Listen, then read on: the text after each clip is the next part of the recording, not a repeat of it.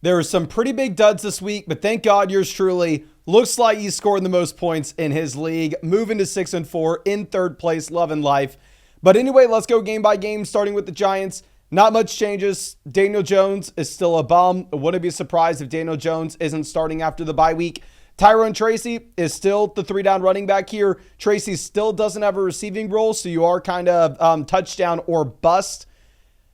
And with Malik Neighbors, he still sees 10 targets, has about a 30% team target share, but at the same time, if Daniel Jones can't hit 200 passing yards, obviously Neighbors isn't going to get there. So I'd love to come out here and act like we have some massive news with the Giants. It's a bad offense. You probably start Tracy every single week, but understand that the ceiling's capped. And you start Neighbors every single week, but the ceiling's capped here as well. Going over to Carolina, the news was Jonathan Brooks didn't play the game. I was very surprised. Jonathan Brooks practiced in full back in week 9. He practiced in full in week 10. They took him off the IR. He was quote-unquote good to go. He doesn't play. Miles Sanders gets hurt, though. So all of a sudden, it does look like if you're going to have no Miles Sanders, maybe Jonathan Brooks will be playing after the bye. But also keep in mind with this, Chuba Hubbard, just so damn good. I mean, there was a point in the game where Hubbard looked like he had a serious knee injury, just essentially walked it off, was good to go 5 minutes later. And Hubbard is a 3-down running back with 34 opportunities in this game, and looks to continue to be a must-start guy every single week. And then I know a lot of people are going to run over and say, oh, look at Jalen Coker. He's not interesting. This is a bad offense. Adam Thielen may come back in. And really, if we're not excited about Leggett, what makes you think you should be excited about Coker? And Jatavion Sanders, I know a lot of people probably want to get excited about him. You had 2 targets. So, bad offense, Hubbard's the only viable option. Going over to the Chiefs, super fun game. Obviously, get the blocked field goal at the very end. Mahomes, still just a streaming option in fantasy. Nothing's really changed. You get the 266 passing yards and the passing touchdown. It's a pretty tough matchup.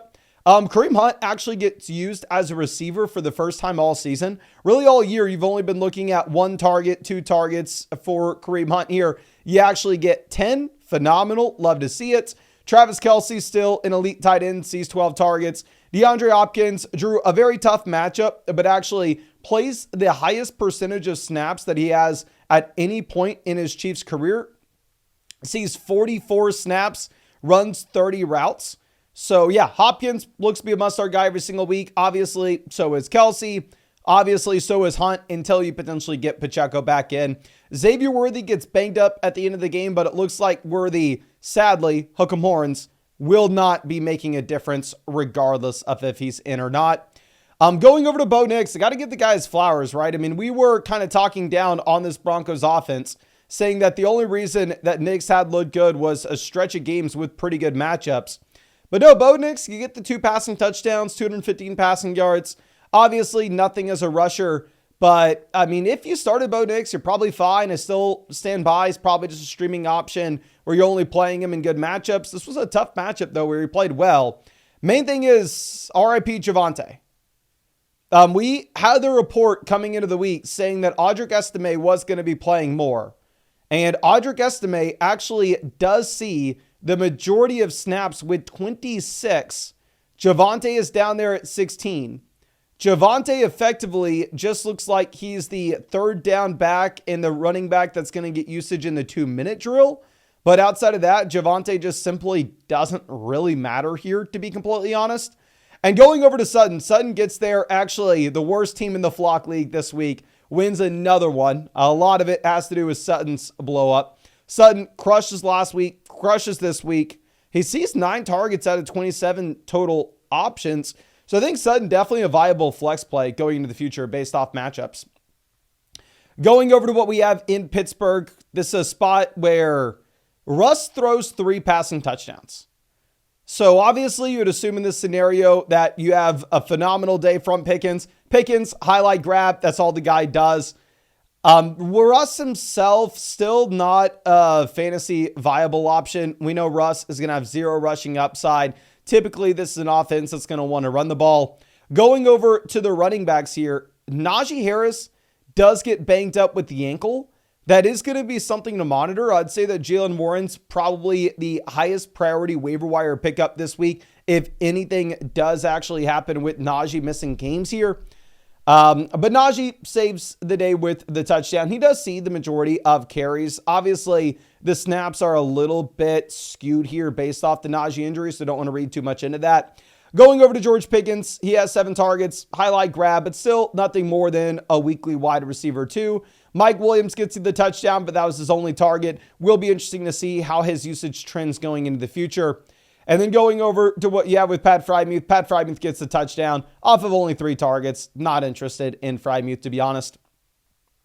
Now with the Commanders, not much changes here either. I mean, obviously, Daniels has a super disappointing day. I mean, at least for fantasy purposes, you only have 5 total rushing yards. Now, obviously, this is about the worst matchup you could possibly ask for going up against the Pittsburgh Steelers. Daniels still remains a must-start quarterback every single week. Still remains on the Mount Rushmore of guys that can give you the passing volume and the rushing ceiling, such as Jalen Hurts, Lamar Jackson, Josh Allen, and then Jaden Daniels. Austin Eckler comes through with the 2 rushing touchdowns. Really helps my underdog fantasy teams. And obviously, if we look at the underlying usage here, Eckler runs 23 routes. Eckler sees 13 carries. He's treated as the bell cow back with no Brian Robinson. The issue is, if Brian Robinson comes in next week, Eckler goes back to not being startable. And then going over to the receivers, Terry McLaurin's the only viable option. With McLaurin, you have the 113 receiving yards, which you'll have to see, and McLaurin is still that locked and loaded wide receiver 2 every week going into the future. It is worth pointing out, Noah Brown drops a touchdown, as well as Zach Ertz does lead the team in targets with 8, so Ertz is still a viable tight end streamer. Now going over to the Vikings. If y'all remember back, I want to say 3 weeks ago, there were a lot of rumors centering around this Vikings team, potentially going out there and trading for Kupp, potentially going out there and trading for Stafford. I think this Vikings team would have been so much better with Stafford under center. And honestly, I am so confident with Stafford's play that my favorite pick on Underdog Fantasy for Monday night is going to be Matthew Stafford to have at least 1 passing yard. And yes, you can actually get that free pick on Underdog with a link in the description, link in the comment section. Promo code FLOCK, you'll get a 50% deposit bonus up to $1,000. You'll get that free Matthew Stafford pick, more than less than half a total yard, and a free team review in the live stream that we're doing every single night. Just make sure you use code FLOCK with the link in the comment section. But anyway, clearly Darnold is falling apart. Darnold is regressing back to what he had been previously. You get the 3 interceptions. You get the 0 passing touchdowns. Darnold's definitely nothing more than a streaming option at quarterback, of course. Going over to running back, Aaron Jones gets banged up. This is going to be something to monitor. It does appear that Cam Akers would be the backup here to Jones. Obviously, we'll talk about him a little more in depth with the waiver wire video. But the thing is, would I be super excited to call Akers a must-start player every single week? Probably not, because Chandler should split the backfield some with him. Hawkinson has arrived. TJ Hawkinson looks like a must-start top-end tight end every single week. Now you see the 9 targets, which ties Justin Jefferson. Hawkinson leads his team, however, both in receptions as well as receiving yards. Jefferson, still a wide receiver 1 you rely on consistently. And Addison just simply doesn't look startable. The main thing in Minnesota here is obviously monitoring the injury that you have with Aaron Jones. Now, going over to the Jags, we see it time and time again. Once the starting quarterback goes down, the wide receivers are just absolute bums. Mac Jones, obviously, horrendous. Trevor Lawrence may not come back this season. It's a Jags team that's playing for nothing at this point. You get the 2 interceptions, 111 total passing yards. Looking at the running backs, Bigsby gets banged up for a bit, but honestly, it just doesn't freaking matter. Etienne can't be viable. He wasn't viable with Lawrence. He's not going to be viable without Lawrence. Going over to the receiving, obviously, Brian Thomas Jr. does nothing. A lot of this can be blamed on Mac Jones. I mean, Brian Thomas Jr. plays pretty much every single snap, runs pretty much every single route. The only guy that may be an option that you can start here in Jacksonville will be Evan Ingram, soaking up a lot of the cheap targets over the middle, of course. Going over to Atlanta, Cousins remains a streaming option at quarterback. No rushing upside, but you can have a lot of passing volume. Looking at the RB position, you actually have a bunch of carries for Tyler Algier at the goal line. Algier does nothing with them. You get multiple rushing touchdowns for Bijan Robinson, the 116 rushing yards for Bijan, and the usage as a receiver. I stand by as we have all year. Bijan Robinson is a mid running back 1 in fantasy. Bijan Robinson obviously is a must-start guy every single week. And you owe me an apology for clowning on me with Bijan Robinson earlier in the year. Hook 'em horns. I'm going over to the receiving options. Obviously, everything's going to be funneled with London, Mooney, Pitts. That's exactly what you see in this game, where London gets you the 12 targets, Mooney gets you the 10 targets, Pitts gets you the 6 targets. And when you have the passing volume here for Cousins, all three options can be viable. London's still the must-start wide receiver 1 every single week. Mooney is still the low-end wide receiver 2/flex play, where if you have the 300-yard day from Kirk Cousins, Mooney's going to be great, as he was today. And Kyle Pitts is still the tight end you're starting every week, just because everybody else at the tight end position freaking sucks. Now, going over to what we have with the New Orleans Saints, Derek Carr actually has himself a day here without Chris Olave, without Rashid Shaheed. But you see this a lot whenever a team with the garbage head coach gets a little bit of a change. For whatever reason, you do get like an initial bump. I don't know if it's team morale. I don't know if it's just guys getting excited. But you get that bump here with Carr. There's no way in hell I ever start Derek Carr in fantasy. I still think that this offense is very simple, and that you go through and you play Kamara every single week as a mid RB1 based off receiving usage. I mean, if you're looking at what you have with Alvin Kamara, I would say that Kamara probably would be a safe play as a wide receiver 2, even if you took away all his rushing statistics. And going over to the receivers, obviously MVS blows up the 109 receiving yards, multiple receiving touchdowns. Should you pick up Marquez Valdez-Scantling? No.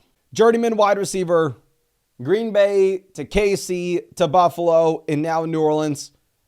MVS is a great example of a wide receiver that can be a good NFL option, and that his speed can stretch NFL defenses and create space underneath for other options. But he will never be a viable fantasy starter that you can put in with confidence in a given week, because the target volume is not going to be there. While MVS blows up, he had 3 targets. Don't run to the waiver wire thinking MVS is some league winner. Now going over to the Niners. We started Purdy this week. Thank you, Purdy, for coming through for us. I still stand by. I think Purdy is slightly better than the rest of the streaming options. I think we have Purdy as like QB8, QB9 in my rest of season ranks. Looking at McCaffrey doesn't do much as a rusher, but he does take pretty much all the usage here. You only have 1 carry for Jordan Mason. You only have 1 carry for Isaac Carindo. CMC plays 56 out of 64 snaps. And I mean, Shanahan in the game said he would have given McCaffrey more usage if it wasn't for the heat. And looking at CMC, this is what's so damn exciting. The receiving usage is there with the 7 targets, 6 receptions, 68 receiving yards. So from a points perspective, it's not like McCaffrey just went out there and showed that he is exactly what he was last season. But from a usage perspective, I think CMC is back, and he is the top 5 running back in my rest of season rankings very easily at this point. Juwan Jennings leads the team in targets with 11. Ricky Pearsall scores more fantasy points because he's the guy with the touchdown. But in my mind, still, everything stays the same here with the Niners receivers. Pearsall's a quality depth option. I have him on the bench in the Flock League. I'll probably bench him again next week, to be honest with you. Deebo Samuel, still a must-start wide receiver 2 every single week. Kittle, still the number 1 tight end in fantasy. And Juwan Jennings, still the viable flex play any week you wanted to get him in. The only thing I'll say is, obviously, it's hard to project that you're going to get 353 passing yards every week for Purdy. Now, going over to the Tampa side of things, I do want to reiterate, obviously, I know a lot of people got upset when we moved Baker Mayfield down dramatically in the quarterback rankings as soon as you had the Evans and Godwin injuries. And I stand by it. I'm sorry. When your number 1 wide receiver is Ryan Miller, expectations are going to be lowered, okay? Baker Mayfield, I probably don't want to start him anytime soon. Good news is, possibly coming out of the bye week, you actually get Mike Evans back in here for this Tampa offense. And if that does happen, we are much more excited about Baker. Going over to the running back usage, it is very interesting to see that you have 37 snaps for Rachaad White, get 28 snaps for Bucky Irving. Rachaad White looks to be the receiving option. Bucky Irving looks to be the first and second down guy. Both players actually get there this week. Rachaad White, obviously, with the receiving. Bucky gets there with the rushing touchdown. I still stand by. I don't think I'm super excited about either running back. I think that they are like a low-end RB2 / flex plays for me. But Rachaad White's been consistent with the touchdowns. And Cade Otton's still a must-start tight end every single week. He leads the team with 8 targets. The issue is, obviously, only have 116 passing yards for Baker. Going over to Buffalo, obviously it's a little bit of a tougher day here for Josh Allen from a real life perspective, but you had no Amari and you had no Keon Coleman. So naturally, you had to lower expectations with Josh Allen. Allen still remains a Mount Rushmore quarterback up there in the top 4 because of the rushing ceiling. You get the 50 rushing yards, you get the rushing touchdown today as well. James Cook remains a must-start low-end RB1 every single week. You have the receiving usage, and you have the goal line role in a great offense. You get the 80 rushing yards, you get the rushing touchdown. Ray Davis still just a premium handcuff back. Nothing changes on that front. I'm going through and looking at the receivers here. Khalil Shakir, obviously a must-start name when you have no Amari and when you have no Keon Coleman. As these wide receivers get added back in, then at that point, the targets should be dispersed. And the main thing to be on the lookout for is the Dalton Kincaid injury. Kincaid suffers a knee injury, and all of a sudden, this may actually open it up where possibly Dawson Knox, of all players, is a viable option this week. Now, going over to Indianapolis, Joe Flacco, 3 interceptions. You already have the coaching staff coming through and saying, yep, Anthony Richardson's still going to stay on the bench. Flacco is our guy. Don't freaking ask. But Flacco in fantasy is not interesting. He should elevate the other options in this offense, though. Jonathan Taylor gets there with 100 rushing yards. The painful thing is, fantasy football-wise, he doesn't score a ton of points because the receiving usage isn't there and he doesn't have a touchdown. Going over to the receivers, Downs sees 10 targets. Downs remains a must-start option at wide receiver every single week. You have no Pittman. And we actually see the Adonai Mitchell usage go way the hell up, where Adonai Mitchell plays a career-high 60 snaps, runs a career-high 37 routes, and in 2 wide receiver sets, you have 80 Mitchell as well as Alec Pierce. Neither of whom I'm super excited about. The guy I'm excited about is going to be the one with the target volume, and that is Josh Downs. Going over to the New England game, obviously with May, he remains a potential streaming option that you're excited about in decent matchups. This is not one of those in Chicago. May doesn't run the ball as much as we saw previously. That is worth pointing out with only 24 rushing yards. Ramondre Stevenson comes through and you get the 20 carries, but no real usage as a receiver, no rushing touchdown. So I started Ramondre and felt like he did nothing in this game, even if the volume was there. And looking at the receivers, nobody is interesting here. I do want to reiterate, you still have a bunch of guys going out there and playing snaps. You had Kayshon Boutte leading the team with 62 snaps, running 29 routes. Demario Douglas only at 27 snaps. Going over to Chicago, complete implosion. I mean, you have the fans booing as they leave the game. Caleb Williams, there's no way in hell you can have him on your roster at this point. DeAndre Swift, like I said, I have him in the Flock League. I tried to sell him before this week. I didn't have anybody willing to pay the price, which kind of sucks because obviously the Bears are falling apart. And what we pointed out in the Sell High video this week, talking about moving on from DeAndre Swift, is the matchups are about to get tough. Obviously, you have the Packers this next week, but then you have the Vikings, the Lions, the Niners, the Vikings, and the Lions again. It is going to be a really, and I mean really tough spot for DeAndre Swift with these matchups. Swift does remain the running back, seeing all the usage here. Really, Roshan is only a third down option and a handcuff back, of course. And then looking at the receivers, Keenan, DJ Moore, and Rome Odunze all have 6 targets, but you actually see Rome's snaps go down slightly, which is worth pointing out. They need to go through. They need to fire the offensive coordinator and do something. I actually have Cole Kmet in the Flock League as a backup tight end, and I'm actually going to be dropping Kmet this week. I'm done with it. I'm going over to Tennessee. Will Levis comes in, elevates the offense a bit. We had been talking about Tajee Spears coming back in and looking to sell Tony Pollard, obviously, just given the fact that Pollard had been great off of volume. Spears coming back in, the expectation was that he was going to take the receiving usage, and that's exactly what happens. I mean, we freaking nailed this. Spears sees 8 snaps on third down. He sees all the usage in the 2-minute drill. And yeah, Spears even sees 7 carries to Tony Pollard's 9.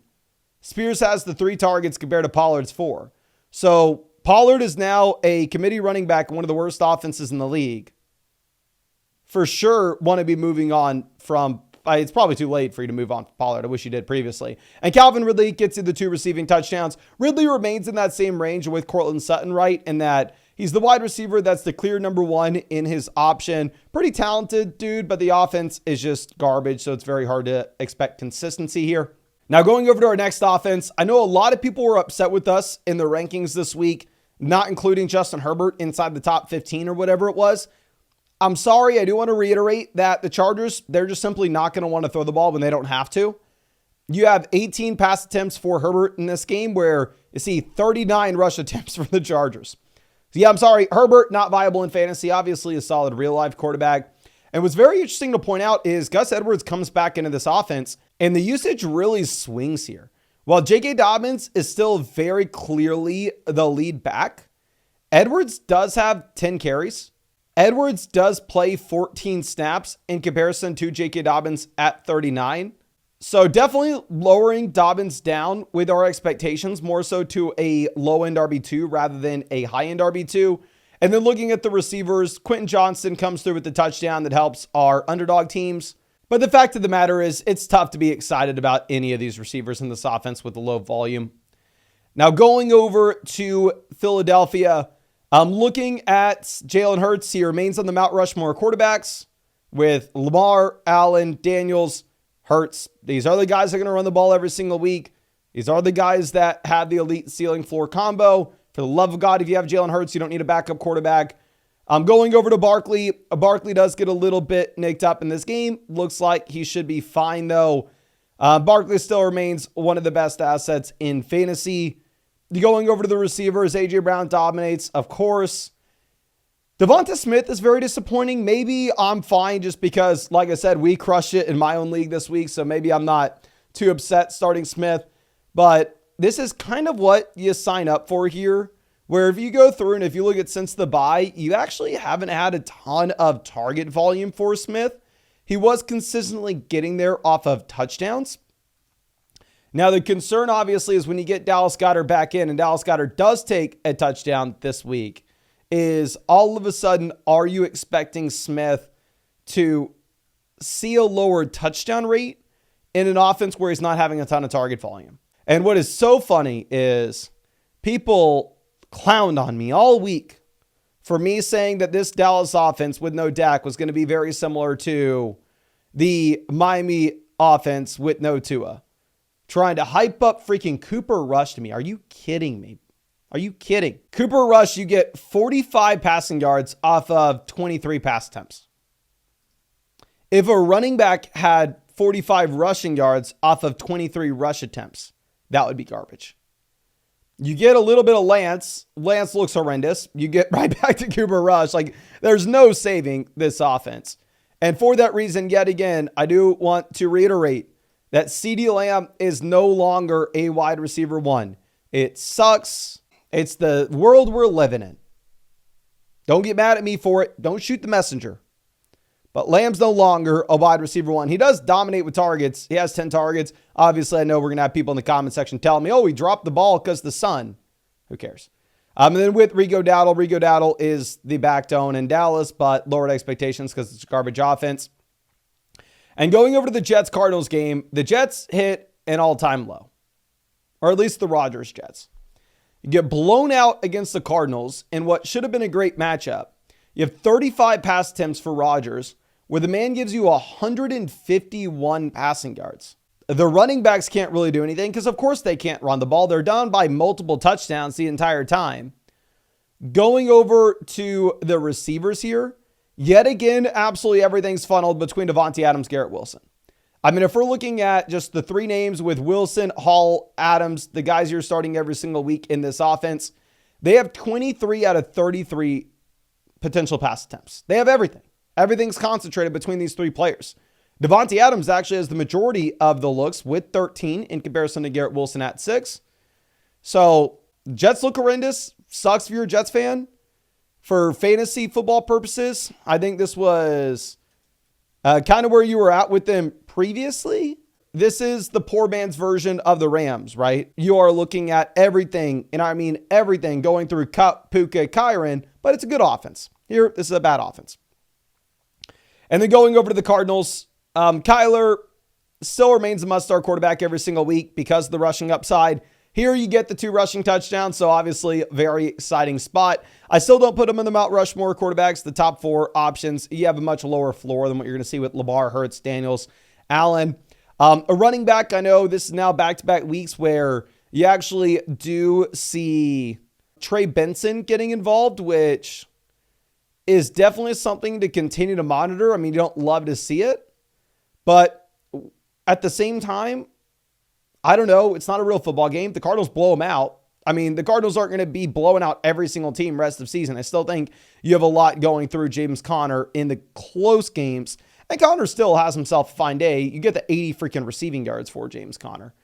And then looking at the receivers, really the only guy worth pointing out here, of course, is going to be Marvin Harrison Jr., who comes through with the receiving touchdown. I still don't view him as the locked and loaded wide receiver 1 every single week, but instead that wide receiver 2 that you can start expecting volatility. And then looking at Trey McBride, McBride remains one of the top 4 tight ends with Kelsey, Kittle, Bowers, and McBride himself. So nothing really changes in Arizona. I'm definitely, if Trey Benson's on your waiver wire, could pick him up because obviously this is a great schedule that you have. And if you were to see an injury to James Conner, Benson probably turns into a must-start player every single week. I really appreciate you. Really hope I was able to help you out in some way with this. And if you want to tell me we're going Matthew Stafford higher than half a passing yard on Monday night, use code FLOCK on Underdog Fantasy. You'll get that free pick. Plus, you'll get a 50% deposit bonus up to $1,000.